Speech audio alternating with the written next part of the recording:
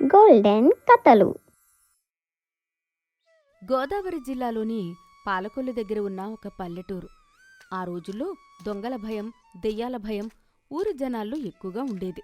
గడప దాటాలంటేనే జనం వణికిపోయేవారు. కాని ఆ ఊరిలో గోవిందమనే ఆసామి మాత్రం నాకు భయమంటే ఏంటో తెలీదు అని గొప్పలు చెప్పుకుంటూ ఉంటాడు. గోవిందం ఆ ఊరిలో కాస్తా స్థితిపరుడు. చూడ్డానికి చిన్నపాటి జమీందారులా ఉంటాడు. ఆయన నడిచి వస్తుంటే ఊరంతా దారిస్తుంది. కాని ఆయన అసలు స్వరూపం ఆయన భార్య సావిత్రికి, నమ్మిన బంటు పాలేరు వీర్రాజుకి మాత్రమే తెలుసు. గోవిందానికి చీకటి అన్నా, బల్లి అన్నా, ఆఖరికి బొద్దింక అన్నా పరమభయం. కాని ఆ ఊర్లో మాత్రం నేను గోదావరిలో ముసలితో కుస్తీ పట్టాను, అడవిలో నేను సింహాన్ని వేటాడాను, పులితో కుస్తీ పట్టాను అని కోతలుకొస్తుంటాడు. ఒకరోజు ఊరి రచ్చబండ మీద గోవిందంగారు కూర్చున్నారు. చుట్టూ నలుగురు రైతులు నోరు వెళ్లబెట్టి వింటున్నారు. ఏమనుకుంటున్నారా? మొన్నటికి మొన్న అమావాస్య రాత్రి నేను మన గోదావరి రేవులో స్నానానికి దిగాను. చుట్టూ చిమ్మ చీకటి, నీళ్లలో ఏదో అలజడి. చూస్తే ఏముంది, ఒక 10 అడుగుల మొసలి నా కాలు పట్టుకోబోయింది. బాబోయ్, మరి ఏమైంది బాబుగారు? కాలు కొరికేసిందా? కొరకడమా నన్ను? నేను గోవిందానిరా. అది నోరు తెరిచేలోపే నా ఎడమ చేత్తో దాన్ని దవడలు పట్టుకుని దభీమని ఒక్కటిచ్చా, అంతే. ఆ దెబ్బకి అది గిలగిలా కొట్టుకుని నన్ను వదిలేయి మహాప్రభు అన్నట్టు చూసింది. జాలి వేసి వదిలేశా. ఇప్పటికీ నేను రేవుకు వెళ్తే ఆ మొసలి నాకు దూరం నుంచే దండం పెడుతుంది. అమ్మో, మీరు సామాన్యులు కాదండి. మీరు మీ ధైర్యం ఆ బొబ్బిలి పులి కూడా ఉండదు. మరి మా తాతగారు నాకు చిన్నప్పుడే చెప్పారు, గోవిందం నీ నరాల్లో ప్రవహించేది రక్తం కాదు, ఉడుకుతున్న లావా అని. అందుకే నాకు భయం అంటే ఏంటో తెలీదు. పులి వచ్చినా సింహం వచ్చినా ఈ కర్రతో బంతాటాడుకుంటా. అందరూ ఆహా ఓహో అని పొగుడుతున్నారు. గోవిందం తన గొప్పలు చెప్పుకొని సాయంత్రానికి ఇంటికి చేరాడు. ఏమండి, ముసలివేట అయిపోతే పెరట్లో ఒక పెద్ద పాము తిరుగుతోంది. దాన్ని చూసి నాకు భయం వేస్తుంది. మీరొచ్చి దాన్ని చంపాలి. పాము? ఛీ, నా స్థాయికి తగిన శత్రువు కాదది. ఆ రోజు రాత్రి 7 గంటలు. ఊరంతా నిశ్శబ్దంగా ఉంది. పాలేరు వీర్రాజు ఊపిరి బిగబట్టి పరిగెత్తుకుంటూ గోవిందం ఇంటికి వచ్చాడు. గోవిందం అరుగుమీద కూర్చొని హాయిగా పాటలు పాడుతున్నాడు. అయ్యగారు, కొంప మునిగిపోయింది. ఏంట్రా వీర్రాజు, దెయ్యమేమైనా తరిమిందా? ఎందుకలా రొప్పుతున్నావు? దెయ్యం కంటే డేంజర్ బాబుగారు. మన పక్క ఊర్లో ఆ భయంకరమైన దొంగ గజ దొంగ గంగారం, వాడు జైలు నుంచి తప్పించుకున్నాడట. వాడు ఇప్పుడు మన ఊరి వైపే వస్తున్నాడట. ఆ మాట వినగానే గోవిందం గుండె ధడధడలాడింది. గజదొంగ గంగారామా? వాడు మన ఊరికా? ఎందుకట? వాడి కన్ను మన ఊరి ధనవంతుల ఇళ్ల మీద పడిందట బాబు. వాడు మామూలోడు కాదు, 10 అడుగుల ఎత్తు ఉంటాడు. చేతిలో పెద్ద కత్తి ఉంటుంది. అడ్డు వస్తే తలలు నరికేస్తాడట. ఈ రాత్రి ఏ ఇంటికి కన్నం వేస్తాడో తెలీదు. పోలీసులు హెచ్చరించారు. విన్నారా అండి?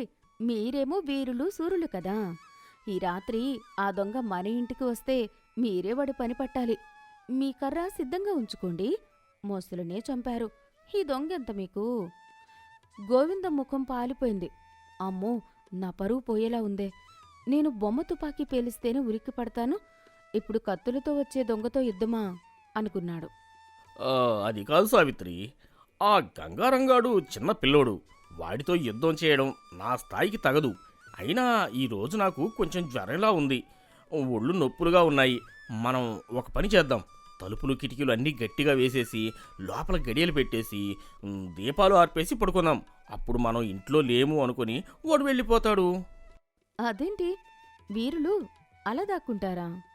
దీని దాక్కోవడం కాదు సావిత్రి, దీన్నే యుద్ధతంత్రం అంటారు. శత్రువుని బోల్తా కొట్టించడం. పద పద, తలుపులు వెయ్యి. రాత్రి 10 గంటలు. ఇల్లంతా చిమ్మ చీకటి.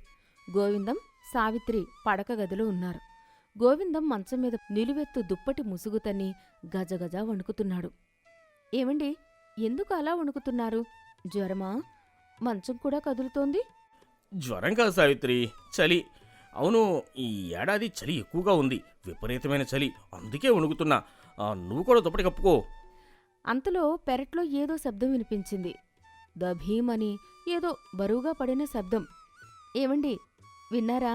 పెరట్లో ఏదో శబ్దం వచ్చింది. ఖచ్చితంగా ఆ గంగారంగాడే వచ్చుంటాడు. గోడ దూకినట్టున్నాడు. లేవండి, మీ ప్రతాపం చూపించండి. గోవిందం గుండె ఆగిపోయినంత పనైంది. షష్! అరవకు సావిత్రి, వాడు వింటాడు. అది దొంగ కాదులే. గాలికి కొబ్బరి బోండం పడి ఉంటుంది, లేదా పిల్లి అయి ఉంటుంది. పడుకో సావిత్రి. పిల్లి అంత శబ్దం చేయదు. మీరు వెళ్ళకపోతే నేనే వెళ్తాను. వద్దు వద్దు, నువ్వు వెళ్తే ప్రమాదం. నేను వెళ్తాను. నా కర్ర ఎక్కడా? దేవుడా, కాపాడరా బాబు. గోవిందం గజగజ వణుకుతూ మంచం దిగాడు. చేతులు వణుకుతుండగా అతి కష్టం మీద కిరోసిన్ లాంతర్ వెలిగించాడు. కర్ర పట్టుకున్నాడు కాని కాళ్ళు కదలట్లేదు. గోవిందం ముందు, వెనకాలే సావిత్రి. ఆమె వెనుక పాలేరు వీర్రాజు పెరట్లోకి వెళ్లారు.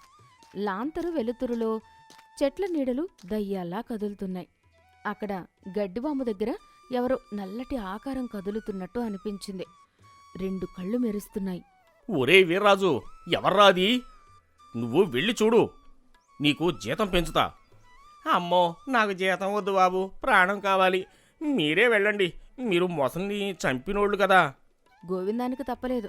సావిత్రి ముందు పరువు పోకూడదు. ప్రాణానికి తెగించి గొంతు పెంచుకుని గట్టిగా అరిచాడు. ఎవర్రాది? బయటకురా. నా చేతిలో కర్ర ఉంది. ఇది మా తాతల నాటి కర్ర. ఒక్క దెబ్బ వేస్తే తలకాయ పగిలిపోద్ది. నేను గోవిందాన్ని తెలుసా? పాలకొల్లు పులిని. మర్యాదగా లొంగిపో. ఆ నల్లటి ఆకారం కదిలింది. మెల్లిగా గోవిందం వైపు రావడం మొదలుపెట్టింది. అది మనిషిలాగే ఉంది కాని 4 కాళ్ల మీద వస్తుంది. బాబోయ్, వాడు మనిషి కాదు, రాక్షసుడు. 4 కాళ్ల మీద వస్తున్నాడు. సావిత్రి, పారిపో. వీర్రాజు, కాపాడు అని గోవిందం వెనక్కి తిరిగి పారిపోతుండగా ధబీమని కింద పడ్డాడు. చేతిలో లాంతరు ఎగిరిపడింది. ఆ నల్లటి ఆకారం దగ్గరకొచ్చి గోవిందం ముక్కు మీద గాలి ఊదుతూ అంబా అని అరిచింది. అందరూ ఒక్కసారిగా సైలెంట్ అయిపోయారు. వీర్రాజు లాంతరు ఎత్తి చూశాడు. అది దొంగ కాదు, పక్కింటి ఆవు. అది దారి తప్పి పెరట్లో ఉన్న పచ్చగడ్డి కోసం కంచె దూకి వచ్చింది. సావిత్రి, వీర్రాజు పగలబడి నవ్వారు. ఓరి దేవుడా, ఆవిని చూసి రాక్షసుడు అనుకున్నారా అని వీర్రాజు పొట్ట చక్కలయ్యేలా నవ్వాడు. గోవిందం మాత్రం కింద పడిపోయినాడు. మెల్లిగా లేచి బట్టలు దులుపుకున్నాడు. మొహంలో రక్తం చుక్కలేదు, కాని గంభీరంగా ముఖం పెట్టాడు. ఓహో, ఇదా మీ ప్రతాపం? ఆవుని చూసి భయపడి పారిపోతారా? ఇదేనా పులిని చంపడమంటే? పాపం, ఆవు మీ అరుపులకు బెదిరిపోయింది. అది కాదు సావిత్రి, నువ్వు తప్పుగా అర్థం చేసుకున్నావు. నేను పారిపోలేదు. ఆ ఆవుని చూడగానే నాకు అర్థమైంది అది అమాయకపు జీవి అని. అందుకే దాన్ని కొట్టకూడదని నా వేగాన్ని ఆపుకోవడానికి సడన్ బ్రేక్ వేశాను. ఆ ఫోర్స్కి కాలు జారి కింద పడ్డాను. నేను కింద పడకపోతే నా కర్ర దెబ్బకి ఆవు చచ్చిపోయేది. గోహత్య పాపం రాకూడదని ఇలా చేశాను. అర్థమైందా? అవునండి అమ్మగారు, అయ్యగారు చాలా తెలివైనోళ్ళు. ఆవుని రక్షించడానికి కింద పడ్డారు. దయామయులు. సావిత్రికి అర్థమైంది ఇదంతా ఒట్టి కోతలని. సరేలేండి, లోపలికి పదండి, ఆవుని వీర్రాజు పంపిస్తాడు అంది. అందరూ లోపలికి వెళ్ళిపోయారు.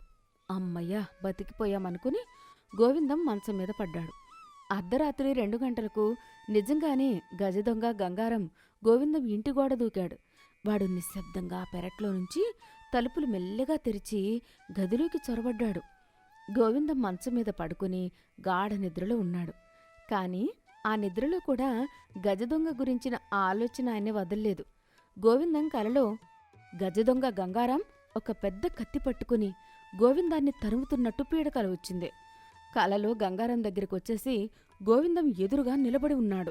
వద్దు, నన్ను చంపొద్దు, వదిలేరా బాబు. అప్పుడే గంగారం గోవిందం మంచం దగ్గరకొచ్చి నిద్రపోతున్న గోవిందం వైపు చూస్తూ నిలబడ్డాడు. సరిగ్గా అదే సమయానికి గోవిందం కలలో తన ఎదురుగా ఉన్న దొంగని చూసి నన్ను చంపొద్దు, నన్ను చంపొద్దు అని అరుస్తూ చేతులు గాలిలో ఊపుతుండగా పక్కనే బల్లమీద ఉన్న బరువైన ఇత్తడి చెంబు చేతికి తగిలింది. ప్రాణ భయంతో నిద్ర మత్తులో గోవిందం ఆ చెంబును చేతితో అమాంతం పట్టుకుని కలలో తన ఎదురుగా ఉన్న దొంగ మీదకు విసిరినట్లుగా నిజంగానే మంచం ఎదురుగా నిలబడి చూస్తున్న గజదొంగ గంగారం ముఖం మీదుగా గట్టిగా బలంగా విసిరికొట్టాడు. ఆ చెంబు గాలిలో బుల్లెట్లా దూసుకుంటూ వెళ్ళి సరిగ్గా గంగారం నుదుటి మీద ఠావుమని బలంగా తగిలింది. ఆ దెబ్బ మామూలు దెబ్బ కాదు. గంగారం కళ్ల ముందు నక్షత్రాలు కనిపించాయి. అమ్మో చచ్చాన్రో అని గట్టిగా అరుస్తూ స్పృహ తప్పి అక్కడికక్కడే దభీమని నేలకూలాడు. ఆ భారీ శబ్దానికి ఇంట్లో అందరూ గోవిందం గదిలోకి వచ్చారు. గది మధ్యలో గజదొంగ గంగారం పడి ఉన్నాడు. వాడి పక్కన ఇత్తడి చెంబు పడి ఉంది.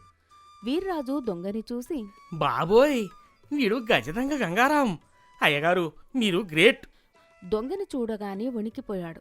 కాని వాడు పడిపోయి ఉండడం, పక్కన చెంబు ఉండడం చూసి వెంటనే అర్థం చేసుకున్నాడు. భయాన్ని దాచేసి గంభీరంగా, చూసావా సావిత్రి, నేను నిద్రపోతున్నా వాడు నా ఎదురుగా నిలబడి నన్ను చూస్తున్నాడని నాకు అర్థమైంది. కళ్ళు తెరవకుండానే మంచం పక్కన ఉన్న చెంబు తీసుకుని శబ్దాన్ని బట్టి గురి చూసి విసిరాను. దీన్నే చెంబు షాట్ అంటారు. దెబ్బకి వాడు ఫినిష్. నేను లేచి కొడితే వాడు చచ్చిపోతాడని ఇలా సింపుల్గా కొట్టా. వీర్రాజు సావిత్రి కలిసి దొంగని గట్టిగా తాడుతో స్తంభానికి కట్టేశారు. మరుసటి రోజు ఉదయం ఊరి రచ్చబండ జనంతో కిటకిటలాడుతోంది. గోవిందంగారు తనకి ఇష్టమైన కుర్చీలో కూర్చున్నారు. ఆయన ముఖంలో గర్వం తాండవిస్తోంది. ఊరి జనమందరూ ఆయన్ని ఆశ్చర్యంగా చూస్తున్నారు. గోవిందం గారు, అసలు ఆ గజ దొంగని ఎలా పట్టుకున్నారండి? వాడు 10 మందిని కొట్టే రకం కదా. ఏముంది రాముడు, రాత్రి వాడు నా గదిలోకి వచ్చాడు. నా ఎదురుగా నిలబడి కత్తి ఎత్తాడు. నేను కళ్ళు మూసుకునే పడుకున్నా. కాని నా చెవులు వాడి గుండె చప్పుడు విన్నాయి. అమ్మో, మరి మీకు భయం వేయలేదా? భయమా నాకా? వాడు కత్తి ఎత్తగానే నేను మెరుపు వేగంతో పక్కన ఉన్న చెంబు తీసుకున్నా. కళ్ళు తెరవకుండానే గాలిలో వాడి శ్వాసను బట్టి దిశ కనుక్కున్నా. నా చెంబుని బ్రహ్మాస్త్రంలా విసిరా. అది గాలిలో 3 రౌండ్లు తిరిగి సరిగ్గా వాడి 2 కళ్ళ మధ్యలో ఠావుమని తగిలింది. వాడు అక్కడే కుప్పకూలాడు. అది గోవిందం అంటే. ఆహా, ఓహో, గోవిందం గారికి జై, గోవిందం గారికి జై! వెనకాల నిలబడి వీర్రాజు నవ్వుకున్నారు. కలలో భయపడి చెంబు విసిరితే దాన్ని బ్రహ్మాస్త్రం అంటున్నారు. ఏది ఏమైనా మా వారు పిరికితనం ఈ ఊరికి శ్రీరామరక్ష అయింది. గోవింద మాత్రం మీసం తిప్పుతూ, ఇంకెవరైనా దొంగలుంటే రమ్మనండి, నా దగ్గర ఇంకా చాలా చెంబులున్నాయి అని మళ్ళీ కోతులు మొదలుపెట్టాడు. ఆ రోజు నుంచి గోవిందం ఊరిలో పెద్ద హీరో అయిపోయాడు. ఎవరైనా దొంగల భయం అంటే చాలు, మా గోవిందంగారు ఉన్నారుగా, చెంబుతో కొడతారు అని చెప్పుకునేవారు. గోవిందం మాత్రం రాత్రైతే తలుపులు ఇంకా గట్టిగా వేసుకుని పక్కన 4 చెంబులు పెట్టుకుని పడుకునేవాడు. నీతి: కొన్నిసార్లు మన బలహీనతలే సమయానికి బలంగా మారి మనల్ని కాపాడుతాయి. కాని అదృష్టం ఎప్పుడూ తోడుండదు. జాగ్రత్తగా ఉండడం ముఖ్యం.